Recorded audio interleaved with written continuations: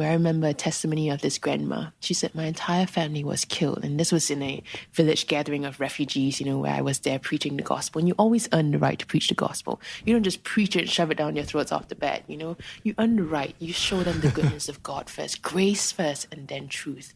And so I was preaching it. Wow. And up comes this grandma, and she testifies about her house that was given to her and the goodness of God that she saw. And she said, my entire family was killed in the war. Here I am so old. Every other family has their own problems. No one would take care of me. I told God, I only have you. Please help me.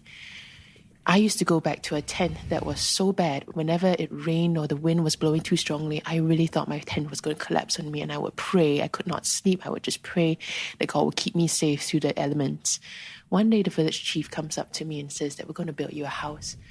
She said, I pretended I didn't hear the news because it was too good to be true. I pretended that it was a dream. But true enough, within that month, the builders came and all the materials came. I cried when I saw the timber and the metal sheets and the doors and the windows. Every day I'd come home from working as a laborer in the farm, and I would just cry when I see my house on the top of the hill. And she said, one day I started to panic because I knew this couldn't be true. This is too good to be true. Talk about an orphan mentality. She was like, I was so scared that they would take my house away from me. So I ran to the village chief's house in the middle of the night, and I pounded on his door and I said, please tell me the truth. Are they going to take my house away from me? And the village chief, with kindness in his eyes, said, no, this belongs to you. This belongs to you.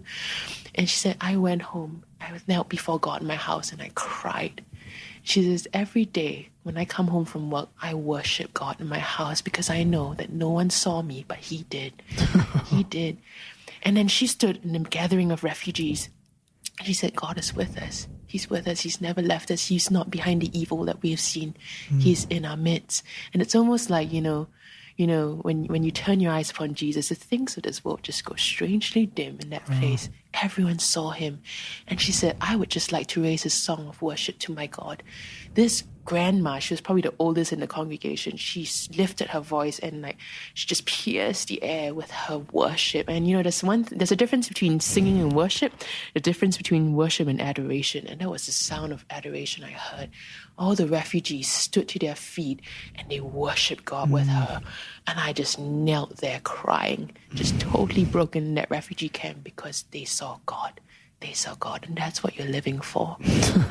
The sound of worship to God rising from the most broken. That's where the kingdom of God is, It's beautiful. Yeah. It's amazing. Yeah. The poor in spirit, those who recognize their need for God. Mm-hmm. Yeah. So that's what we're going for. We're going for lives to be counted for eternity. Yeah. Reformation, transformation, social justice, that's all a means to demonstrate the goodness of God.